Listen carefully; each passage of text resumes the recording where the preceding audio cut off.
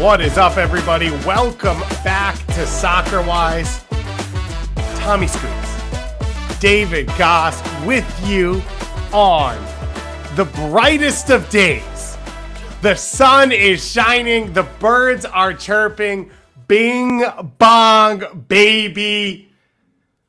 It's 3 right there. It is 3. The hand's on fire. Of course, this is a show about Major League Soccer. It's a show about US Open Cup. It is a show about, I guess, Kevin De Bruyne for the 9 millionth time. But first and foremost, it's a show about the Warriors at the gates, keeping all of us safe from the evil demons on the other side. I'm talking about Mikal Bridges and OG Anunoby. Justice has been served for at least one day. I've said to Doyle, our good friend, and I'll give him credit, he tried to fight the good fight and try to troll us. It was like Fabio Cannavaro and Gigi Buffon at the 2006 World Cup. Levels of stopping every attempted bit. I was like, I don't care if the Knicks end up losing 4-1, 5 games of series. I was like, I promise you, I'm going to be insufferable for that one. The fact that it's game 1 can't tell us anything. Can't tell us anything until this series is over. Just been walking around like with the 3 fingers, just like Brunson. Oh my goodness. One of my dearest friends is getting married this week here in Miami by coincidence. His fiance is from Miami area, and I went to college with him. He's Massachusetts born and bred. Celtics are his everything, as well as many of the people he invited to the wedding.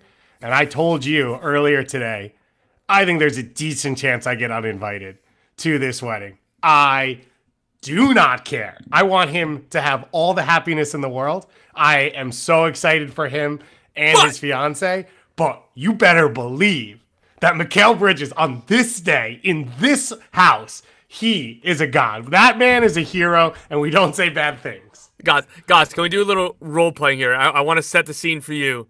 When your friend is at the altar in a beautiful moment, and the officiant says, does anybody in the crowd have anything that they want to say? Speak now, forever hold your peace. What are you going to say? I think I would probably stand up and say, is this true love, or is it like Jason Tatum where it's only when it's going well and only when it's easy does it matter to you, and otherwise you drop your shoulders, you don't care, and you let OG dunk it on your dome? Is that what we're talking about? Because if that's what we're talking about, that's not true love. You know what I mean? That's not what marriage is made of.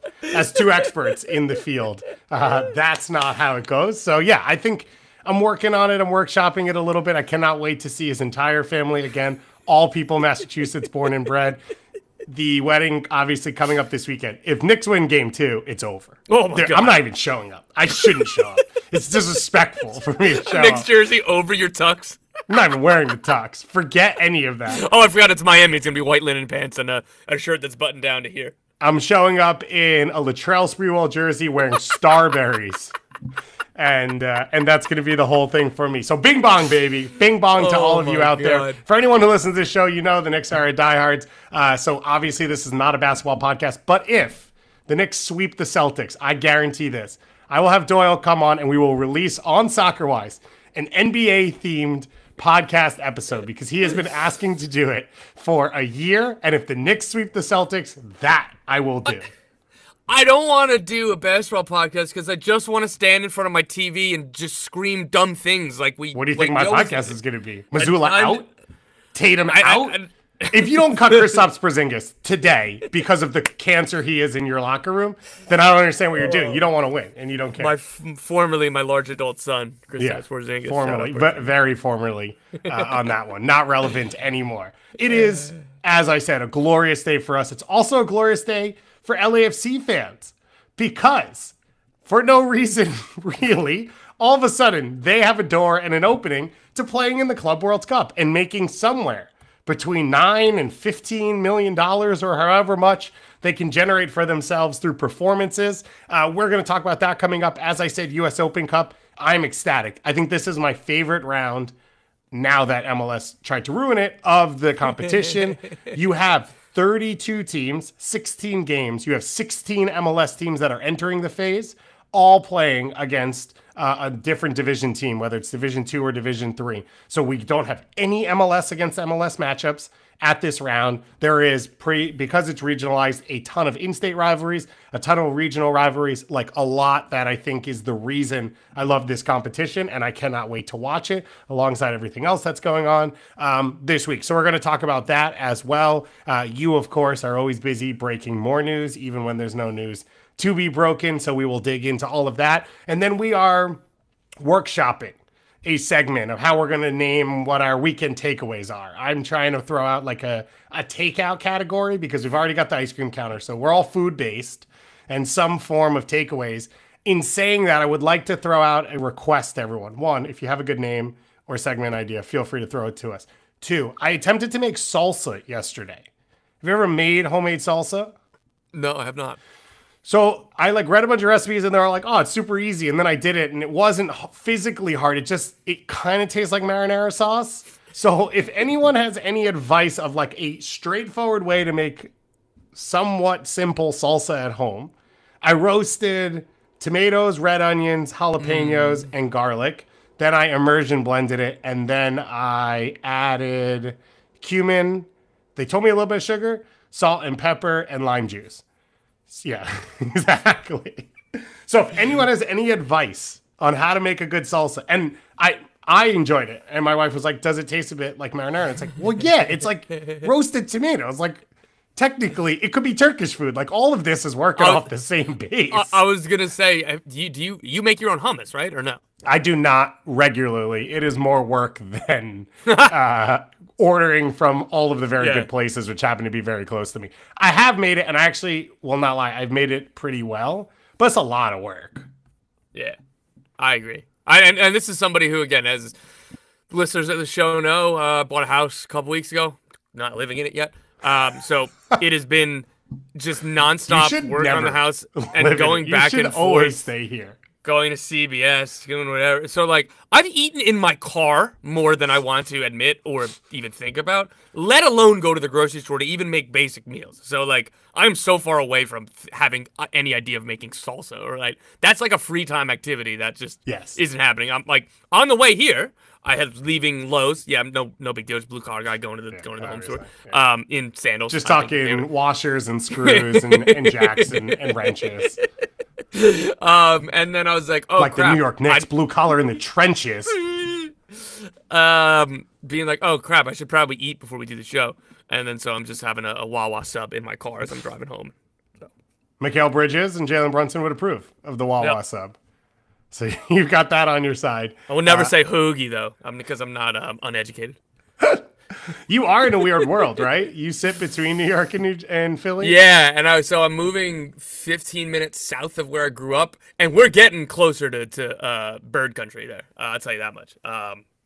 That's where it's more split than where I am. It's firmly Giants Jets. Yeah. And it really is that much of a difference. If I went 30 minutes south, I think the majority would be birds. John Panessa says in the chat, don't cook the salsa. I think that's probably the right move. The problem is my blender wasn't big enough and I have to use an immersion blender. And I thought you could only use it with cooked food. So maybe that's something that I should learn. And now everyone's on John's side. It's no losses. It's just learning. Yeah, no, obviously. I'm working on myself every single day. God's working on all of us, and I'm working on myself. Never, always challenged, never bored. Exactly. What was the Andrew Weeby? Oh man, what did Weeby do this week? He played chess against Jovic. Did we know how that went? So Weeby did a great feature with Dejan Jovic. It was really well set. It was really well produced. Really well. The questions, the conversation, everything was great. Leading up to this, we were saying Dejan is gonna roll you in this. I reached out to Dejan and I said, humiliate him. And Dejan laughed and said, he's probably been practicing for this, but don't worry, I got him. And then just casually, Weeby's like, oh, I don't know what happened. We had to cut it up in different ways for, the broadcast. And Anders was on Team Weeby, and I was on Team Jovic, and not that everybody knew Jovic was going to win. We needed to handicap this. And where the handicap was set, I haven't heard anything from Anders, which leads me to believe I won easily. And he's the only one who can check the tape. So.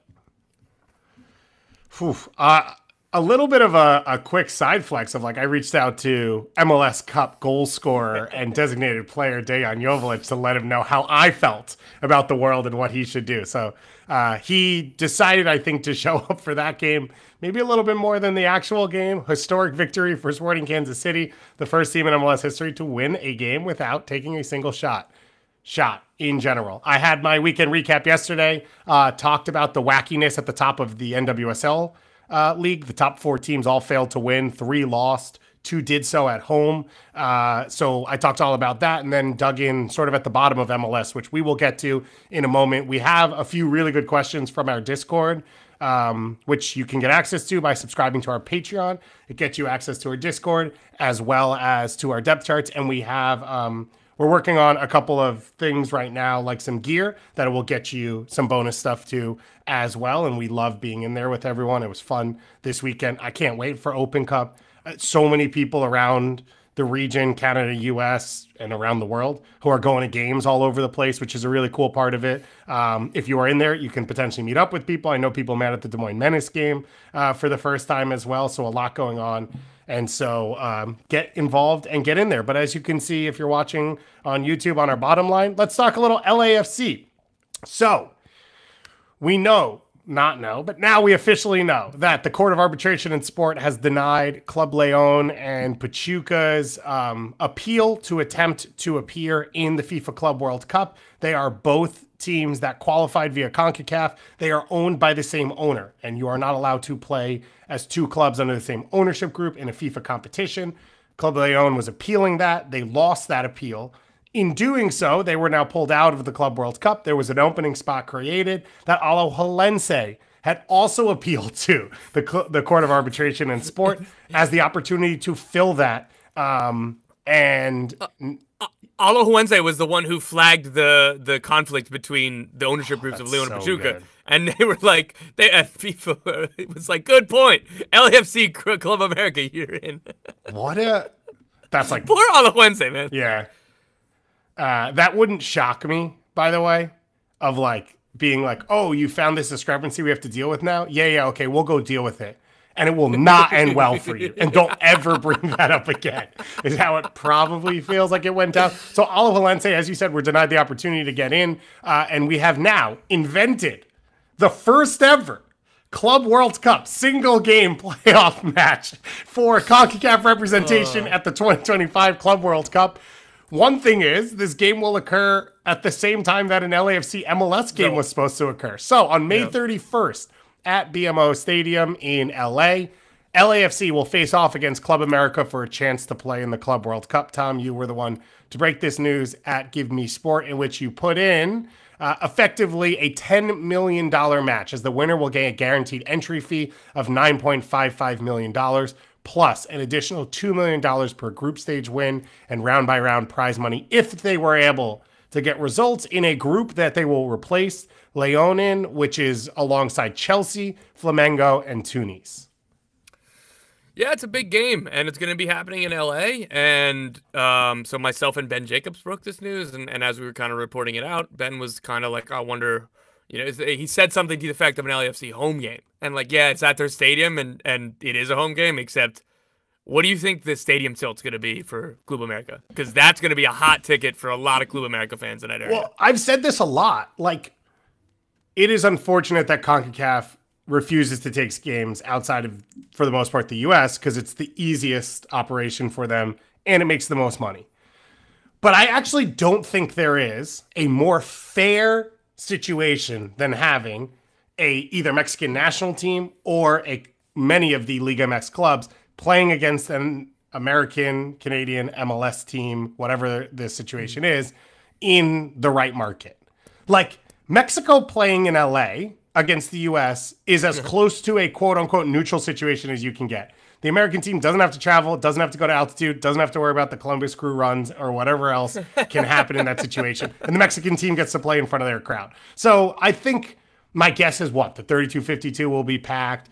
I would say... Oh, yeah, for sure. I actually would say a 50-50 split would be my expectation on this. And that would honestly be impressive by LAFC. And again, like, that is not any sort of joke or anything about the LAFC fans. That is more about like Club America fans will be doing anything they can to get into this game, and it's going to be cool. But like you said, the 32-52, that's going to be sacrosanct.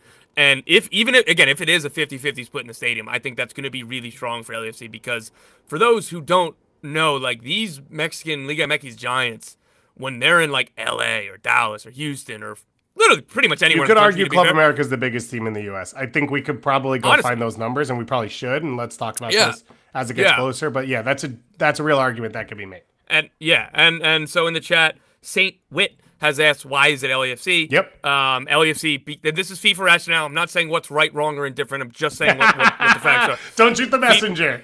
Because this, like, I keep on, anyway. LAFC were picked because they finished as the runners-up to Club Leon in the 2023 CONCACAF Champions League final, and Club America are the top of the coefficients rankings in the 4-year cycle qualification, whatever, right? Doesn't hurt that it's LAFC and Club America, right? I think that we can both say that. Who makes the money off this? Who's getting the gate? Like, what is happening?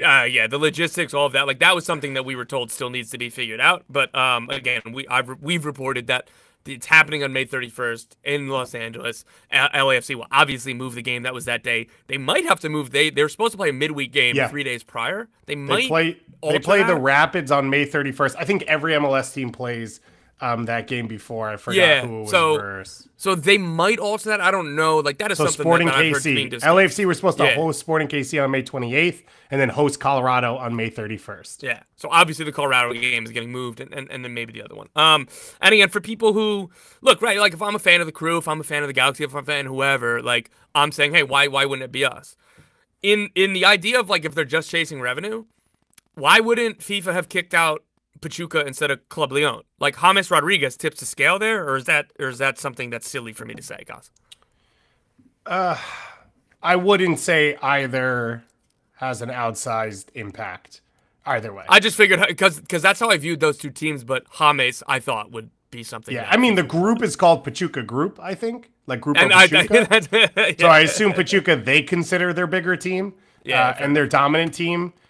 I think Pachuca's a better team, so I think there's that as well. Of like if you're going to have to put one of these in there, it's also like the whole thing is built on the Pachuca Academy and selling players and all that. So you'd want them in that situation. Yeah. So I guess my point being, I think Pachuca are the big brothers and Club Leon are the little brothers. Yeah, and then using this rationale again, we'll never know. Like, but theoretically, if it was Pachuca that got kicked out, it would be the Crew playing in this game because the Crew lost to Pachuca. But it's LAFC who lost to Leon in that the way that Leon qualified for this tournament. So that is the rationale for me. Could you imagine if Crew got this spot and added like $10 million to the 20 that they just got for Cucho or whatever it was?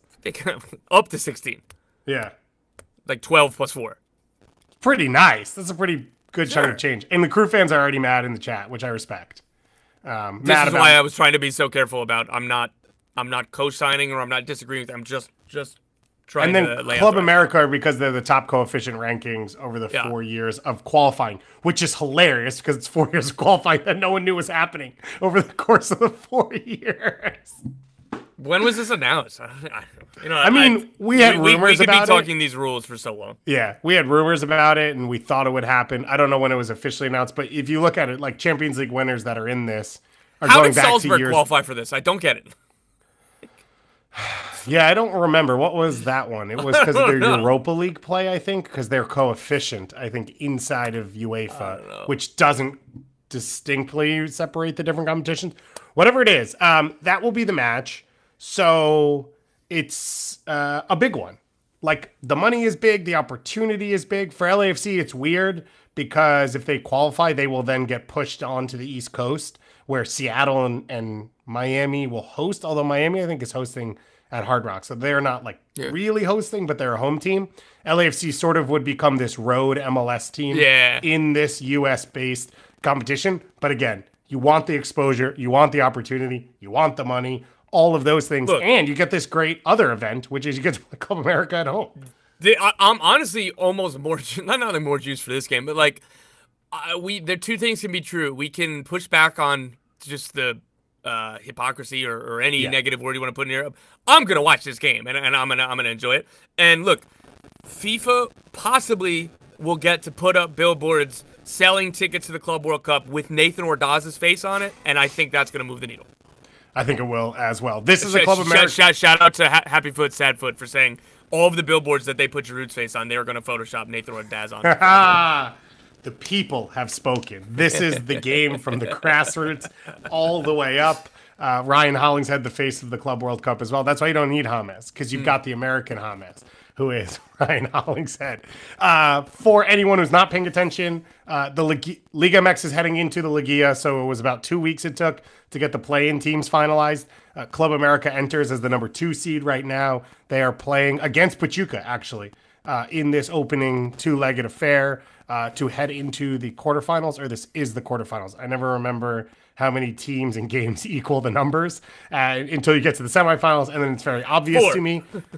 Club America is looking to win this for a 4th straight time, and that it has been a dominant phase for them at a time where it felt like it wasn't going to happen. If you go back 3 or 4 years, it had felt like Monterrey and Tigres had eclipsed Club America, and that Club America would always be competitive because they're Mexico City and they're a giant and the history, but that they were not going to be one of these modern clubs that was bringing in younger players from around the world and then also pushing younger local players and being able to be competitive. They were going to be payday at the end of your career. What can you make work? They have a very young team right now, up the spine. Zendejas is a huge piece of that. Brian Rodriguez is a huge piece of that. Fidalgo was brought over from Spain, similar to Sergio Canales in Monterrey, and a similar trend that we've seen of sort of in prime La Liga players coming over to sort of be the centerpiece of these teams. It's a good team. It is a good team. It's a team that can beat you in a number of different ways. Players with experience in the region, experience playing in the United States. You know, Brian Rodriguez will literally be playing against his former club. So there's a lot of connection points there. Also, weird one. I guess this is the day before the CONCACAF Champions Cup final, or 2 days before. Like it's the same weekend. It is, yes. Which is a bizarre. Oh, nice. I have Nate a wedding just threw in on the chat that they should just play this year's CCC final early and get Vancouver in there. You wouldn't even have to play it early. You'd literally it's one day apart. But actually, like, I'm fairly certain that if whoever wins the CONCACAF Champions Cup final this year qualifies for the next Club World Cup. In 7 years, which will be I think fun. so. I don't know. When Sebastian Berhalter is at Real Madrid, hopefully they can load him back to Vancouver.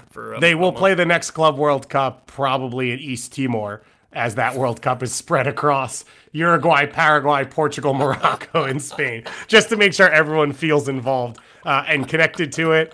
For LAFC, we are not 100% sure about this, which seems to be a running trend. Everything we've said so far, other than the date of the game. Yeah. The 2 clubs that have qualified from MLS for the Club World Cup, Seattle and Inter Miami, they have officially, we know, been awarded the opportunity of $750,000 in general allocation money additional, and that's significant. And the ability to pull forward $1.25 million in GAM as well. That has to be paid back over the next 2 years. And Seattle and Miami didn't know that when the transfer window opened, but it seemed like they knew it by the time it closed. We think LAFC will have the opportunity as well, although they get through. And as of now, there's no window for them to use any of that before the Club World Cup.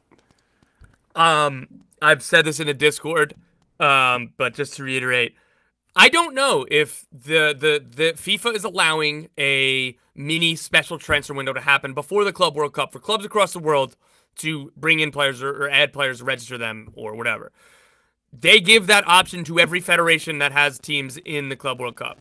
I asked MLS told me to ask US Soccer. I asked US Soccer said, trying to get you an answer. 3 days later, the answer was, I don't know. Last week or a few days ago, I reached out again. They said, so is there any answer? And was told that department was on vacation. And I don't know if that means one person or 17. Maybe it's group vacation, whatever it is. The answer is still, I don't know. To a yes or no answer, a question that needs to be answered. The window would be June 1st to June 10th. And we don't have a definitive answer. You feel better? Yeah. Until I find something else to get mad about.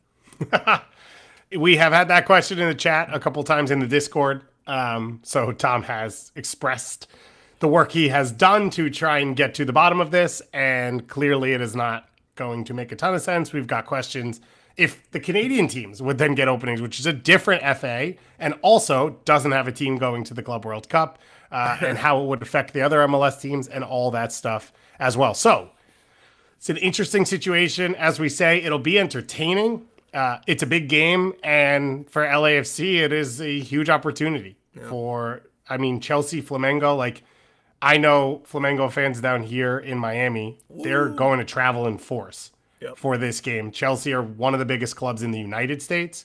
And obviously, as a nerd, I'm stoked about Tunis in this competition because I love Tunisian soccer. Also, I can't believe that you listed them third there. Well, that's the way I was choosing my words wisely. The lamestream media. The writers that give me sport put it in their article. I assume that's a Ben Jacobs special, but I'm not sure. I'll leave my comments below in the article so that they know how I feel. And on that note, let's move into the weekend that was a wild weekend in Major League Soccer. We've got some really good questions from you in the mailbag about a range of different topics. You better believe the LA Galaxy managerial position is one of them. LAFC's managerial position could be one of them as well. But I think we wanted to take some time here. I do the highlights in the recap every weekend on Mondays, but then when we get to Tuesday, we still want to talk about the weekend, but we're not going to recap every game that happened 3 days ago. So we're going to try and do some big takeaways, anything we want to talk about, anything that popped out to us. Tom, I'm going to let you get started. I like the MLS takeout here. I think that works. Like, again, in the chat, in the Discord, when you guys listen to this, any better thoughts or ideas, let us know. But we're playing on the food through line here with the ice cream shop later. Get to a little dinner first. So a little takeout. For me, a big picture takeout is Austin FC's $30 million front line. It's officially time to worry. I know that that's not an earth-shattering opinion or analysis because I'm usually, give enough rope, give enough leeway for a new coach, for new players to fit in. We knew the fit was going to be a little bit awkward. We're, again, 11 games in now. Eye test is pretty bad. There's a lot of time, like Bukhari has been either benched or rotated, whatever word you want to use. Uzuni has not looked like a good fit in a position he's never played before or hasn't played regularly. He was a center forward, second forward, and sometimes he had played on the right wing previously. Now they have them as like this inside forward on the left. So it was always going to take a little bit of time, and it hasn't looked good. They have 7 goals scored in 11 games. Their XG is the 22nd in MLS, so that's the bottom third. That's a lot of money to spend for a bottom third XG. Their XG is like 14.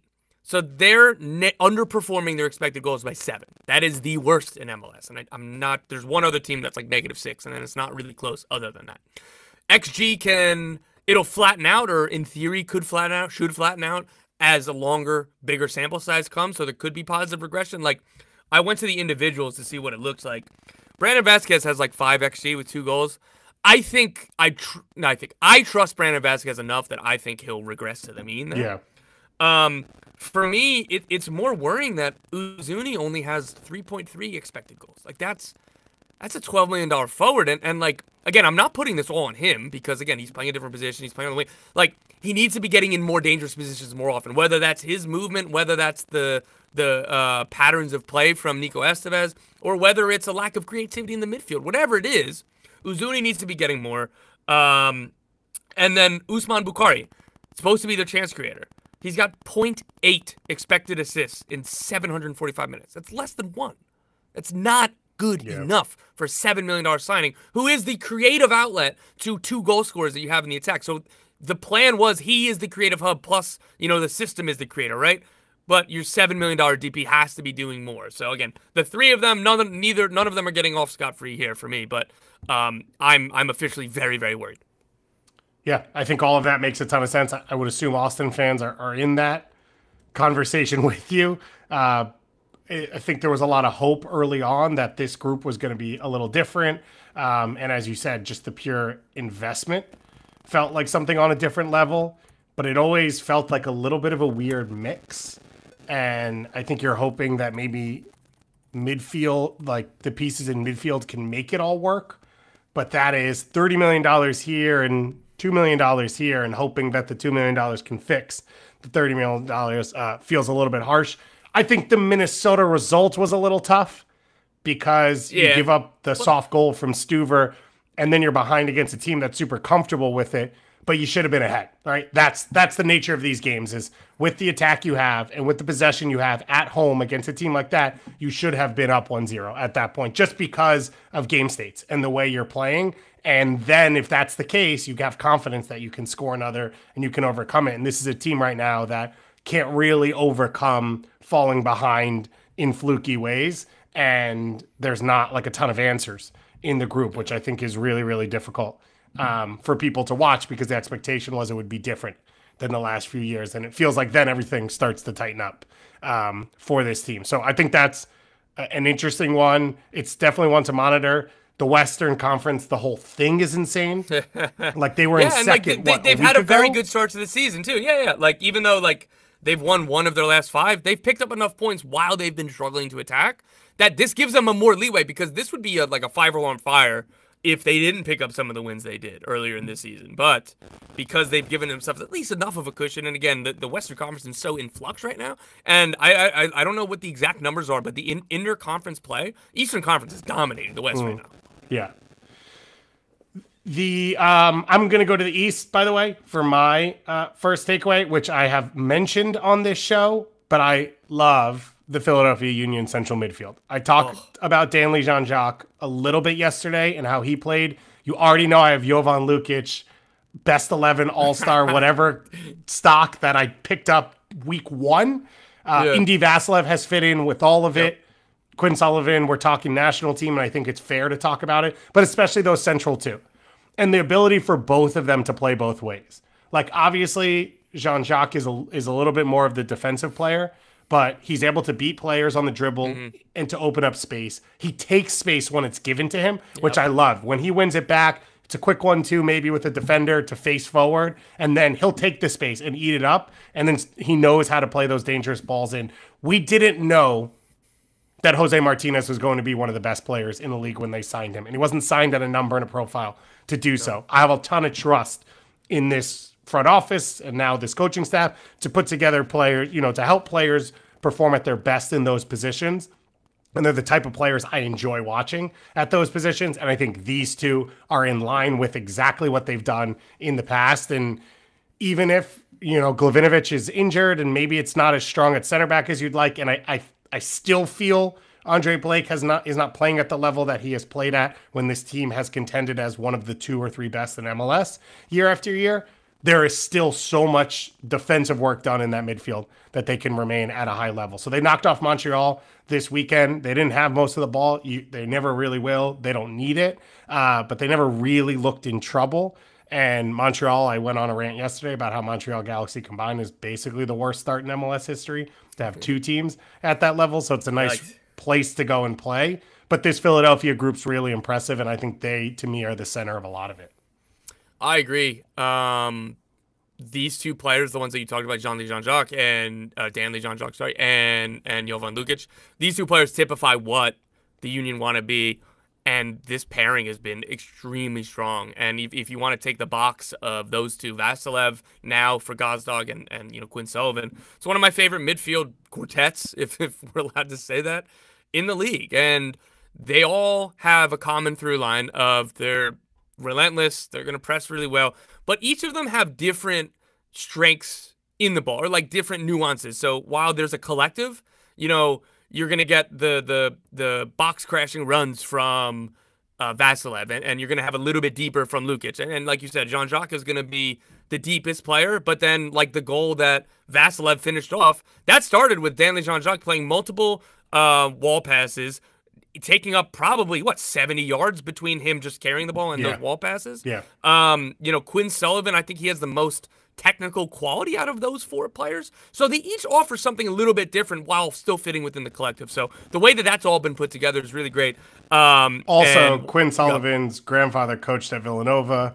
Obviously, Mikal Bridges, Jalen Brunson, and Josh Hart went to Villanova. So just in case you needed to tie in, it's there for Thank you. I didn't think of it until just now, but I had to get It was right there for me, and I didn't. And that's why we make a great team. And while we're saying so many nice things about Philly, I'm gonna annoy people.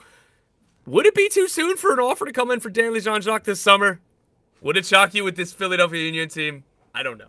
No, nothing would shock me, clearly. Although, so don't buy a Stanley Jean-Jacques jersey yet, or if you do, know that it might. Well, they'll have their number because they have their number on everyone the same way the Rapids have their number on everyone. Like if you meet it, but I do think there was a clear flip of the roster into this group for at least a little bit to see how it all looks, and I wouldn't expect that they're moving on from these pieces so quickly. Let's stay in the Eastern Conference though, because you wanted to talk, as we should, about the New England Revolution.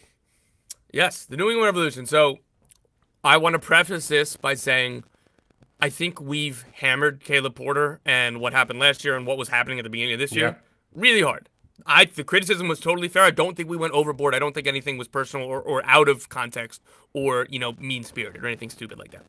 That being said, what he's done with this change of system has made so much sense for this team, and it is working out so well. I really, really like this New England Revolution 3-4-1-2 because it frees up Carlos Hill, your best and most important player. Just be a classic number 10, free roll, just what we need from you is to create goals and assists. And, he's scoring more. Again, a lot of it has been dead balls or whatever. But, in MLS, a model works is if you have a special number 10, build the game around that player. Put runners around him, put bodyguards in the midfield. Yusuf is really, really good. I've been saying that since last summer. That was a nice building block that they got ahead of the winter. The partnership with Pulsar, I think, is good. Yeah. Alay Feingold has been so good. You don't expect that. It would be unfair to expect anything like this from a U22 initiative wing back who comes in. It wasn't early in preseason. I'll say that much. So how quickly he's adapted and how good he looks so far, and Peyton Miller, of course, is awesome. But the defensive structure that this system gives the team, and it's gotten more out of Campana and Ganago playing closer to each other, feeling more connected. It just all made sense. And this isn't there's the Wilfred Nancy 3-4-2-1 where we're blown away by all the tactical nuances and what is Steven Moreira doing? Oh my God, Max Arfson, he's it's wing back to wing back, it's center back to center back, whatever, right? This isn't that, but that's okay. That doesn't make it any less impressive because the simple answer can be the best answer or the obvious right answer, right? Just because it's more of a simplistic look of, hey, these are the defined roles. Yeah. The 10 is going to be the 10. The DMs are going to be the DMs. And Campana, what we need from you is to score goals. We don't need you to do the Cucho role. We need you to score goals. If he tried to overcomplicate this, I would be shredding him if it wasn't working, right? So I do want to say, coaches don't need to go out of their way to show you how smart they are with, this wrinkle, that wrinkle. Brian Schmetzer, I think, is the best example of this. People have knocked him a little bit on good, he doesn't do anything crazy. No, dude, he puts his best players in the best spots to succeed, and then they succeed. That is great coaching. Yeah, it's interesting in the context of he didn't have his players, now he does, but now he's playing a system that's not his system, which is a funny way for all of this to end. But I agree with you. I think they brought in a lot of pieces that fit this. We've talked about Yusuf. I think Fofana and Ceballos are real hits. I think they're good enough to play in a back four. I don't think they're overexposed in that, but I think it brings more support to central midfield if they play in the setup they're in. I think it puts Ganago in the right spot. I think a lot of this hinges on the fact that Campagna is now healthy. If he's not healthy, I don't know that you have enough finishers to make the wingbacks dangerous enough. Also, you'd think you'd want to have DeJuan Jones or Brandon By in this group, but fine, whatever. You don't. Payne Miller is the truth, brother. Yeah, well, he's going to come up in just a moment because we have a question about homegrowns on the show. Does it worry you at all who the results have been against, the way they've come over the 4 or 5 games? So it's Atlanta, I think, 1-0. It's Charlotte on the road, but 0.37 XG for the Revs in that game. TFC now in this one, which obviously that's a team that's struggling. I think NYCFC thrown in there as well. Yeah, so that is fair. I guess that's a good clarification. That I'm not saying they're the best team in the league, but he was about to get fired if results didn't change, and he changed them. Yeah, they didn't score an actual goal for 5 games. They didn't score from the run of play. Yeah, that's all fair. They probably will sit somewhere in that 7 to 11 range in the Eastern Conference, and that's an improvement on last year as well as improvement on the start of this year. So I think that's totally fair.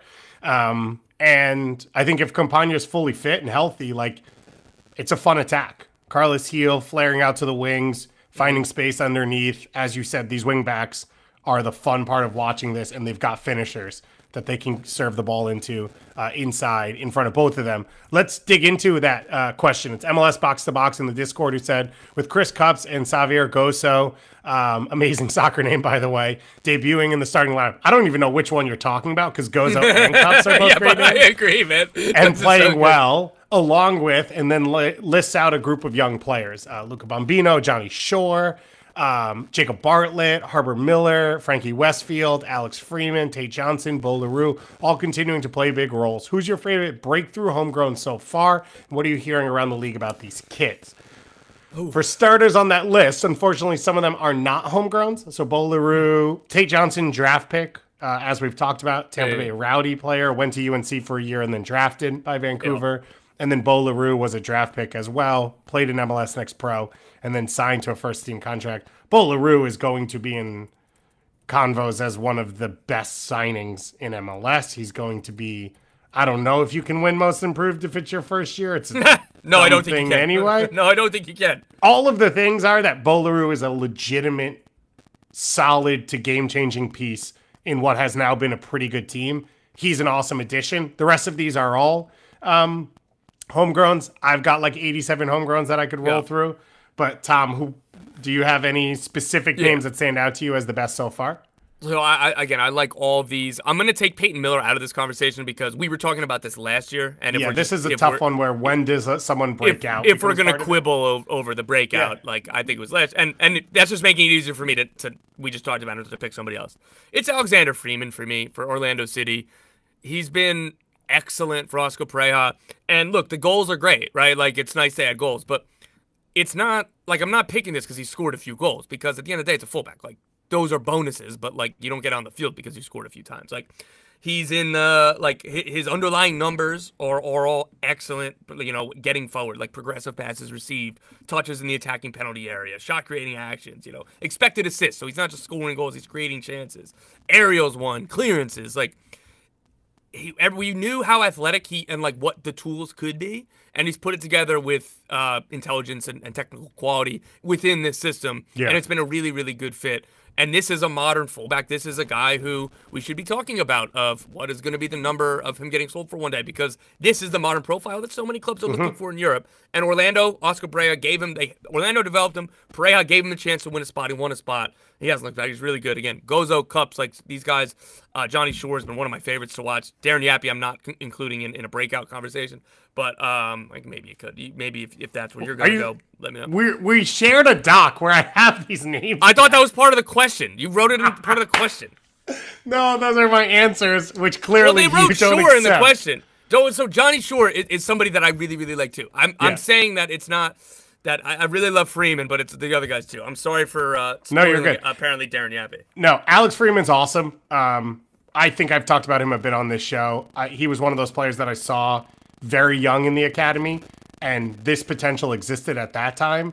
And so everyone's kind of been waiting for it, and I think the club gets a ton of credit for the way they've managed him into the MLS Next Pro scene, not pushing too much on him too quickly, getting him introduced to the first team, not pushing too much.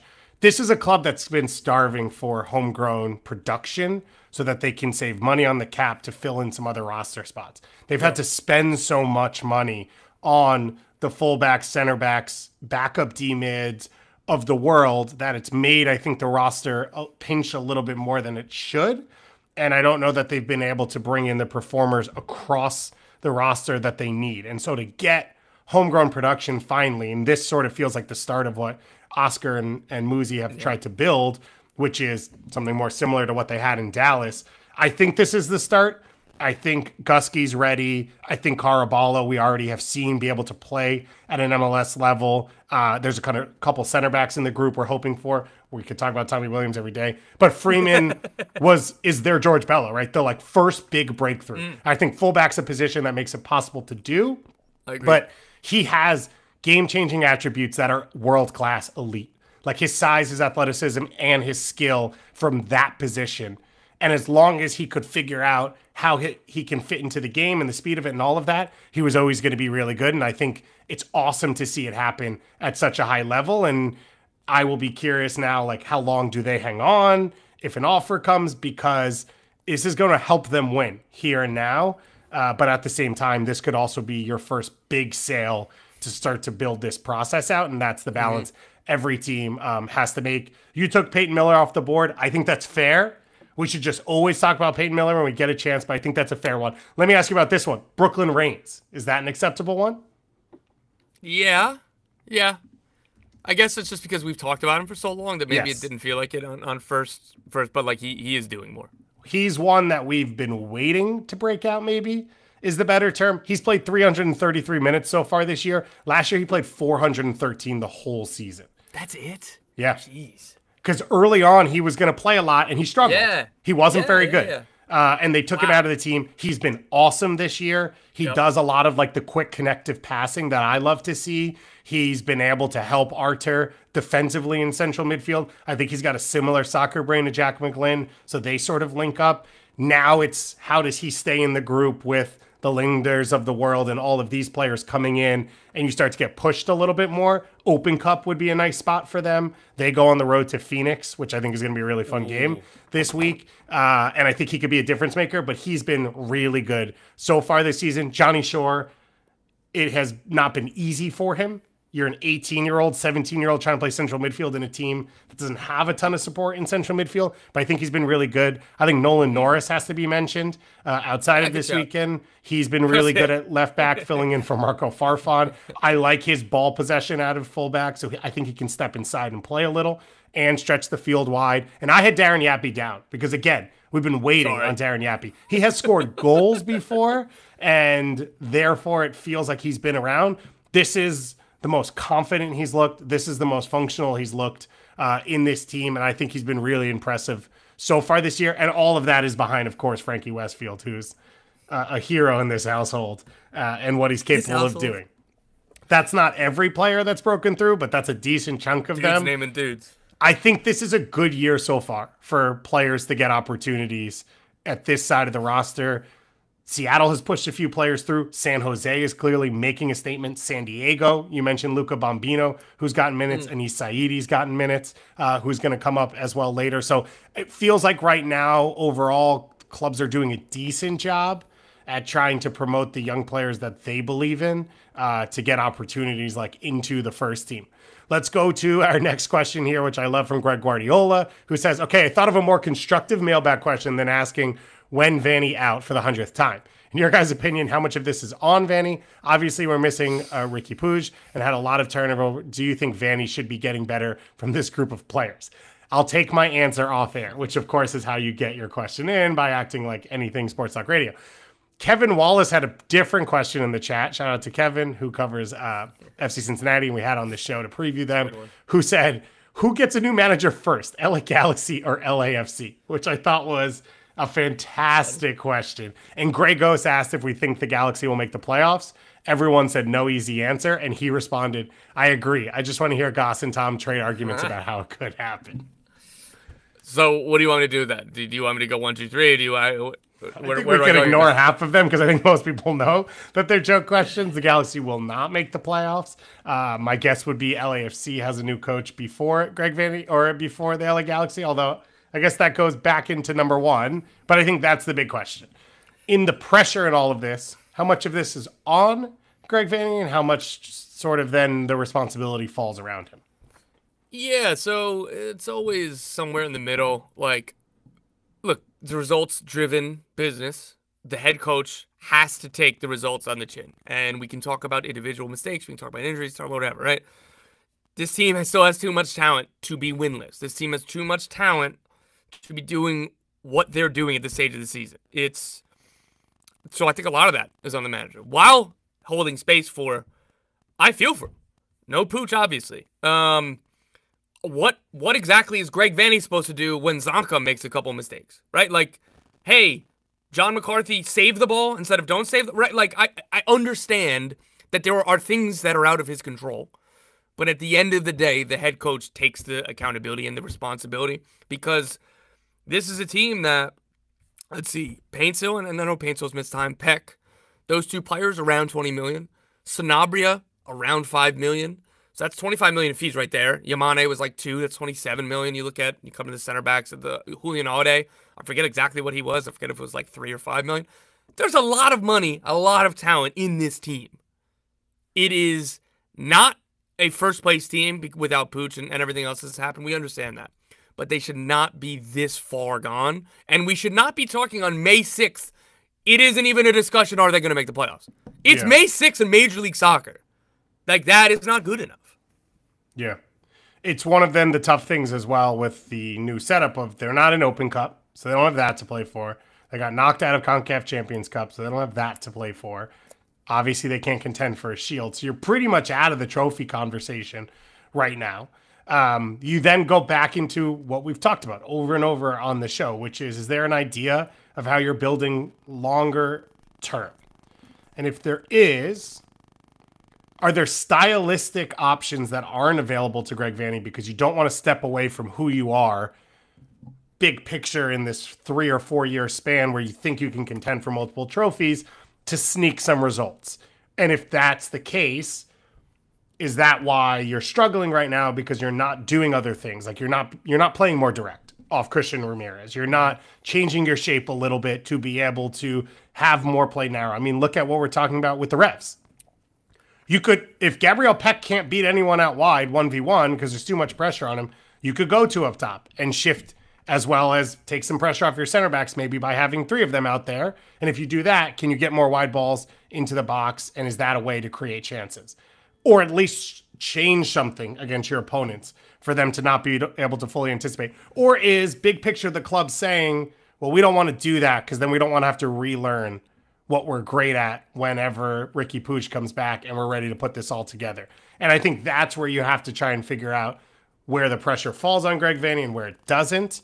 I think you should have, I felt that it was clear that it was going to be a struggle this year. This is obviously different. It's approaching historic levels, and I don't know how much you can sustain the pressure externally on the group. We have someone in the chat says Red Bull has the opportunity to beat Galaxy so bad that they fired Vanney as retribution for MLS Cup, which makes it interesting. As I rattled off their schedule, it's a bit of a meat grinder for them.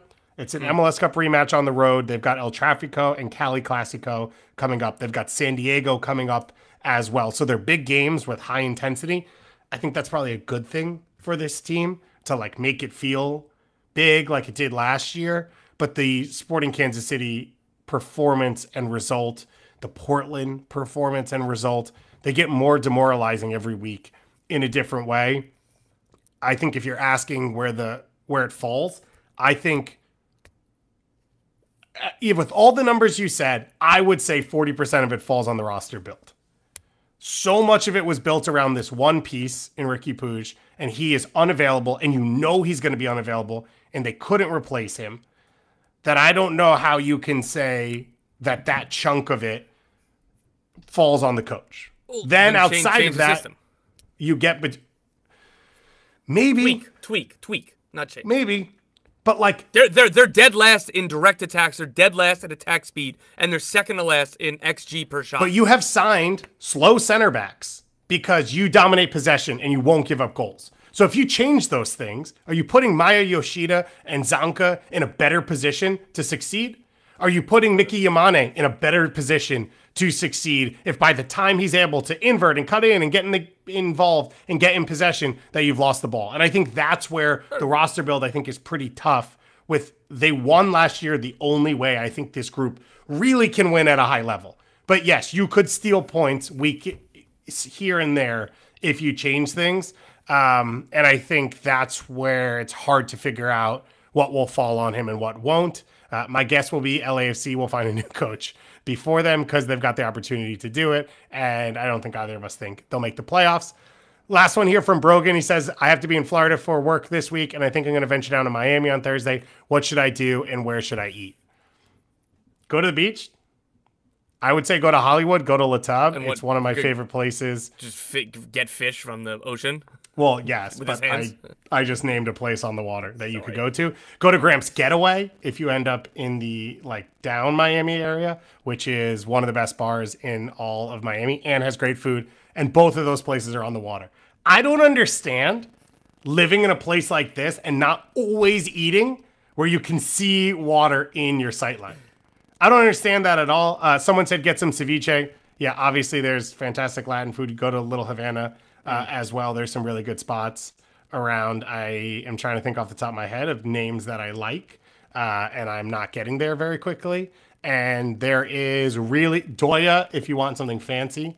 Really good Middle Eastern food, Turkish food, that type of stuff as well, where there's a ton of. Dom, let's talk about this week. Let's talk about this week. We've got US Open Cup, 16 games, all MLS first lowest division on Paramount Plus, which is a place that you also work, so we're promoting it. Good reminder, good idea. I didn't think that was going to stop you in your tracks. I thought it was just going to be a little background noise. I only heard the plus at first, and I was like, what does he mean? I think there's a Golazo show around both days. Around show. There you go. 12 USL Championship teams, 2 USL League Ones, and 1 MLS Next Pro team. We've got a Cascadia Cup match between Tacoma Defiance and the Portland Timbers, the classic matchup between those two teams. Of course, Tacoma is Seattle's MLS Next Pro affiliate. Seattle not in this competition, so Tacoma playing. And Tacoma's hosting at Starfire. So you get the full US Open Cup history inside of all of that. We've got some really cool matchups. So let me start you here. We have 4 intra, right? Intras inside, inters between. There you go. What? Yes, go on. I thought you sent me something. We have 4 intra-state rivalries in this game. I can say rivalry, although maybe they're not technically. We have Austin against El Paso in Texas. We have San Jose against Sacramento in California. We have Tampa against Orlando in Florida. We have Tennessee, Chattanooga Red Wolves against Nashville. Sorry, we have 5. And North Carolina against Charlotte FC. Power rank for me there. What are you most excited about? What's your number 1 right there? Oh, I think that last one. I like the All-Tennessee matchup. Hopefully that'll be good. The North Carolina Charlotte FC, Charlotte FC and then NCFC, that I want to see what the lineups look like, and that was fun for the first Inter-Carolina match. Yeah. But I think I like those two, and that's where I'm at. Where do you go, guys? I like that there's the legacy of getting railhawked with North Carolina FC, even though they've changed their names, and it should come back. I am pretty stoked about Austin El Paso. I think that's a really cool setup where you have now all of these pro teams, like Dallas USL just announced their new club coming into Garland. We have talked about potential more USL teams around the Texas area. San Antonio has had a really good start to the year. I like the idea of more teams in Texas playing each other. Austin's struggling right now, but this is a place where can you get yourself right and get a victory in one like this? And then the Florida one. Tampa, 50th year, redoing, a ton of their stuff. We had their president on this show going into the new Al Lang Stadium that they've redone post-hurricane. It's a team that expects to win things and expects to win trophies. They beat Naples in the last round. Now you play against an Orlando club that Open Cup, means something to them and has a history. And I think that one's up there as well. But I do think North Carolina has the potential to be one of the most special ones. The game that I'm most excited about, I think, for the whole tie is Rhode Island hosting the New England Revolution. Tidewater Landing Stadium opening this weekend. 10,500 sold out in Pawtucket on the river. If you go watch the highlights, 0-0 tie against San Antonio, you can see the water in the background from the broadcast position, which is thank you. The views should always be on broadcast. First of all, the crowd should be on broadcast, which is one of the hardest parts about lower division soccer, is normally the camera positions are on top of the stands because it's already a built raised area. Therefore, you don't see any of the fans at a game. Not only do you get to see fans, but you get to see the view, the ambiance, similar to what Pittsburgh's put together, but with more fans on the other side. It's awesome. I talked yesterday, Zachary Haravel, former Revs player, Cano Smith, former Revs player. Rhode Island made it to the final in their first year. So to host now your second game in a 5-day span out for a new building and to do it against the Revs is a dream scenario. And the Revs can't ship anything like this. We just had a combo where like they're not an MLS Cup contender. This is a trophy opportunity for a front office group and coaching staff that has been under pressure very recently. And I think they are deep enough in the way their academy's been built out to be able to contend across 2 competitions, and the way that they went out and signed players in the offseason. So I think this is one they should take seriously and be competitive. I can't wait to watch it go down.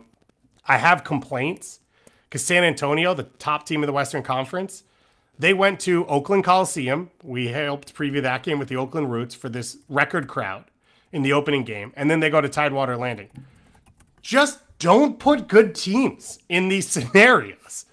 Like, you can't predict everything, but you could assume San Antonio would be competitive. No offense. Go out there, get some cannon fodder, and put it in an opening stadium game. That's the way it should be for every single league. If someone is opening a stadium, new club, whatever, do not try and make it a high-profile matchup, because the high profile is the event. Like, the thing is happening.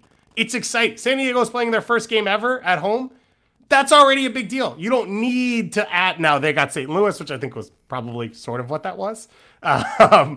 But, like, that should be conscious for everyone who's organizing schedules, and I want that to be said. I have nothing else to add. You said it all, and it'd be a disservice for me to say anything. Chicago-Detroit's a fun one as well. I mentioned the Cascadia one, which is a weird one. And then Phoenix-Austin. Pamodoka has been rolling with Phoenix. Oh, and another one here. I didn't know this, so I just learned this today. Charleston Battery head to DC United. They faced off in the 1999 US Open Cup, not the final, even though Charleston has made the final in the fully pro era, MLS era, whatever.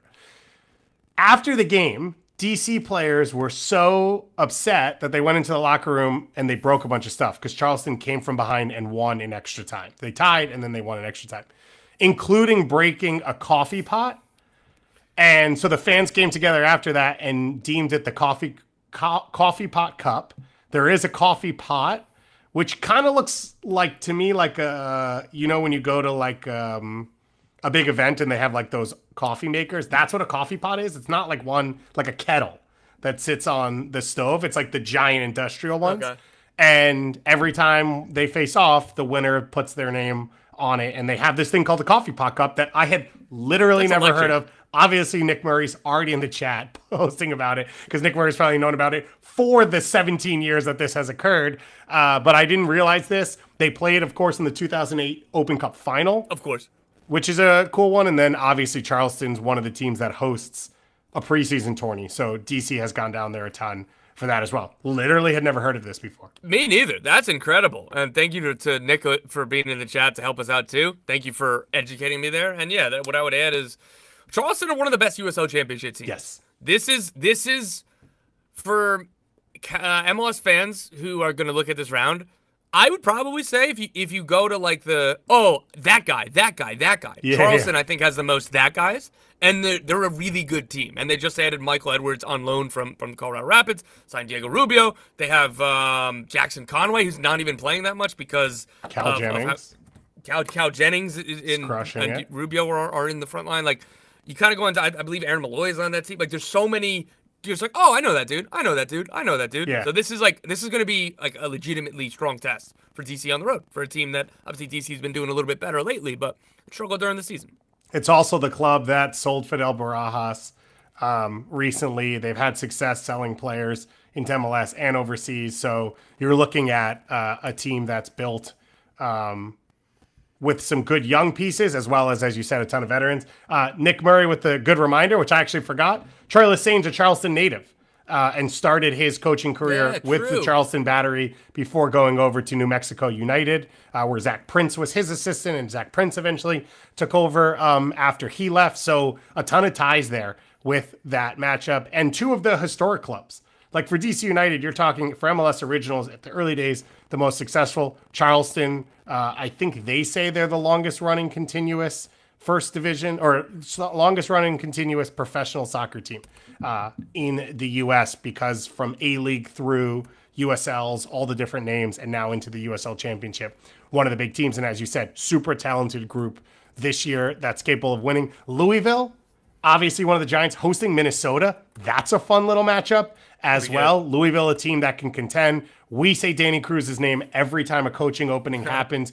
These are these dumb moments. I say this all the time. People who have these positions to make decisions are stupider than you think. Like, yeah, maybe Danny Cruz knocking off an MLS team or two does actually solidify his opportunity to get a chance. So that's another one that's fun, as well as two teams that don't have a ton of regional rivalry. So to be able to play a club in the group. And then Union Omaha, who have been giant killers in a very short time. They face off against a St. Louis team that needs wins, but also could be susceptible. And I think that's a convenient trip. I think Omaha's closer to Kansas City, if I recall this. But I think both of them are like a drive. Basically, what I've been told is Omaha people are either Cards or Royals fans. I can't remember that right now. And it's like you can go to a game and then get back. I'm a huge Omaha fan. I love Omaha. And also, shout out to the Owls, fellow Owls out there as well. Omaha. You broke a little news. So let's get into it. We already talked about the Club World Cup and all of that, which you can read about on Give Me Sport, in which Tunis is obviously shafted, as you'd expect. You had a couple updates on some of the big names we've been talking about for a while. Yeah, so, look, I know I'm going to get asked plenty of times about Kevin De Bruyne, Paul Pogba, Thomas Mueller. These are three big stories to watch heading to the summer. For me, it's varying degrees of likelihood. So let's start with the most likely, Kevin De Bruyne. Kevin De Bruyne, Chicago Fire, or pole position would probably be a good way to describe it. They have the rights now as well. Coming off a Formula One weekend. Wish I planned that. Again, this was already had previously been some elements of this already reported by our guy Paul Tenorio of The Athletic. To build on that, to confirm that, yes, they're in pole position. As myself and Ben Jacobs have been reporting since February, he won, like, MLS over Saudi, MLS over Saudi, MLS over Saudi. Maybe life-changing money changes that, but we've been getting that message this whole time.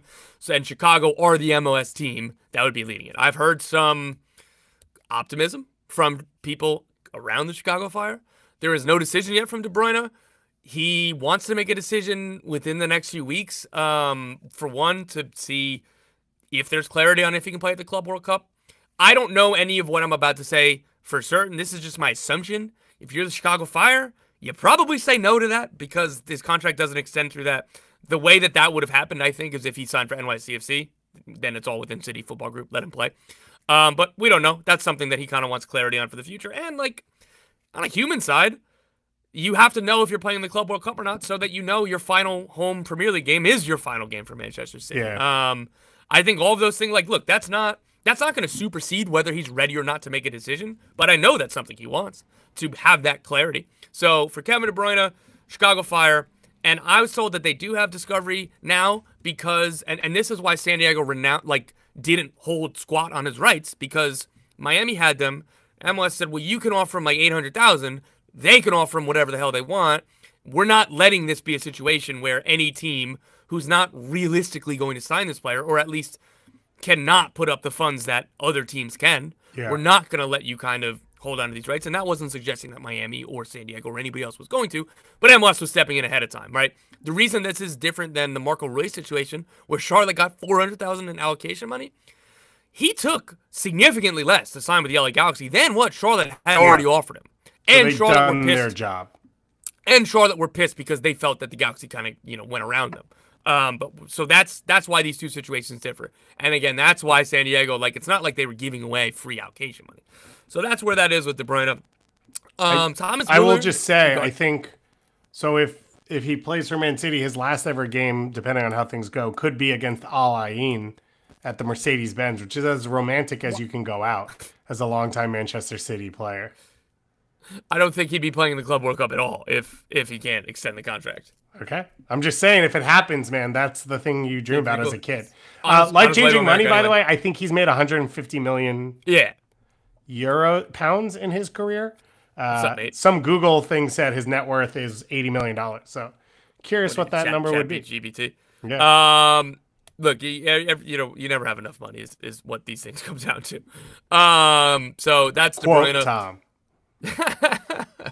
No, Paul Pogba, nothing new since we talked on the show where, again, I don't know how realistic this is, or I know it's not advanced, but, weird things can happen or decisions can get made. Nothing new on that front. But Thomas Mueller, he's been continues to be connected with LAFC by German outlets or German reports. Sources are a little bit dubious. I know that there's been at least preliminary talks, and I don't know if that's driven just because there's a club partnership between LAFC and Bayern. The idea that something is advanced, a couple people said, I don't know about that. So that's just kind of where that is. Again, I've previously reported that Cincinnati made a run to sign him, and he rejected it. So I don't know what those finances were. I don't know where his mindset is. We'll see how this evolves. I think it'd be cool if he came, but the sporting fit for him with LAFC, not snug because of the way that they play, and they don't play with a 10 where he could be a second forward or something, right? So it doesn't totally pass the sniff test at the moment. But that doesn't mean it won't happen. It's just that, kind of pumping the brakes on that one a little bit. Okay. And then the other stuff that you've sort of been talking about the last week, which is obviously fascinating for all of us, is a ton around the academy ranks. So we mentioned, we talked about the Philadelphia Union, we talked homegrowns. Diego Rocio, who was one of their star pieces alongside Kevin Sullivan in this U17 group that's been super successful. Neil Pierre, who just picked up an injury, has pushed into the first team from this group. Anis Saidi was traded from this group into San Diego because it didn't feel like there was a pathway for him. And now Rocio signing with RSL at the Real Monarchs level for now and leaving the Philadelphia Academy. Correct. Real Salt Lake acquired the homegrown rights to Diego Rocio, and they've signed him to a professional contract. That deal starts with the second team for the rest of this year, and then in January turns into a first-team homegrown deal. Philly had offered him a second-team deal that did not have a homegrown guarantee, and he turned that down. For Philly, it just comes down to you can't sign everybody. You don't have enough room for everybody to play, even if you did have room to sign everybody. So let's start with Rocio's side. Rocio is dual national. He's played for both the United States and Mexico at the youth level. He's most recently been with Mexico, so I'm referring to him as a Mexican youth international. He's a very talented player. He won player of the tournament at last year's GA Cup. That team that had Neil Pierre and Kevin Sullivan and a bunch of dudes who are either already pro or are also going to be pro. He is a very, very talented player. There just isn't room. Real Salt Lake were aggressive in wanting to bring him in. And, I know that some other MLS clubs have called and some teams in Mexico have been interested. But it's Real Salt Lake that laid out a path and kind of got the deal done. So that's exciting. What is tangentially related to this is that Philadelphia Union signed Malik Jakupovic to a pro deal. That starts with the second team and goes into the first team. Gus, you're going to be able to speak to it better than me. But the people I spoke with at the club, look, they really like Saidi. They do really like Diego Rocio. But if they had to pick one of them, it was Jakupovic. Yeah. It was like, this is our priority. And that is nothing against the other two players. It's just this is how highly that they rate this player. And if there's no room in the team, they don't want to block Saidi. They don't want to block Rocio just so, they can keep them within the organization. There is no realistic playing time for these players. And Jakupovic is 15. Eddie Davis is 18. He's in the first team. So when Jakupovic is ready for first team minutes, they don't want to have two other academy guys to try to split those minutes. That won't be very much. So that's kind of how all of this is connected. And Goss, kind of give us a breakdown on Jakupovic. Jakupovic is like a center forward, he's a true center forward, tall for his age. And so we'll see where he grows into, but not just like pure target center forward. Drop in, unbelievable feet, able to create his own shot in like really creative ways. Drops in Cruyff's guys, opens up the game, and then can finish as well. I would say he's the best center forward prospect I've seen in the last 5 whatever years. Pepe was the top of that list for a while. Pepe more of a pure finisher. Jakupovic probably more complete game. But what you just said is absolutely right, which is he's the prospect. Like Kevin Sullivan's going to take a ton of names. I think Neil Pierre's national team potential. He's the prospect. And if you're trying to figure out the pathway at that position, it starts with how do you get him through his career pathway into your first team, and everyone else you figure out around that. And for Philly, they end up in a situation where they'll get money for Anis Saidi and Diego Rocio to play at a first team level. It just won't be with them. And that's just the nature of it sometimes. Yeah. I agree. And it's a good problem to have. And it's just another sign of how good the Union Academy is producing. And they're going to get some allocation money now. There's going to be bonuses. There's going to be a sell-on. So I think it works for everybody. And I always love when teams don't block players.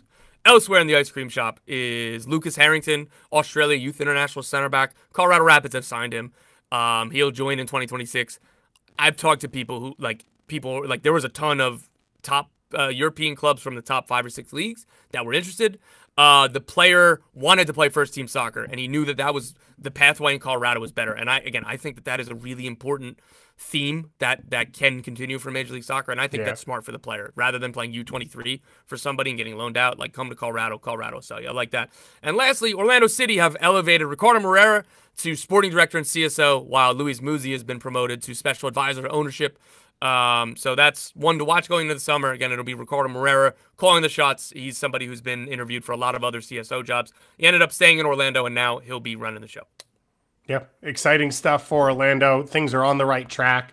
You want to be able to keep them there. It's been a question mark coming up because, as well, Oscar Pereja, all their contracts were coming up at the end of this year, but the success has been strong, so now they're able to restructure things and put them together. Well, we'll be back tomorrow to talk NWSL. We'll be back on Thursday to recap everything we see in US Open Cup. We'll talk about the Knicks' 2-0 lead over the Boston Celtics in the Eastern Conference semifinals, and of course, we're getting ready to preview the weekend. So thank you to all of you for joining. A lot of fun in the chat. Thank you for the mailbag. To everyone in the Discord, we enjoy being in there so much.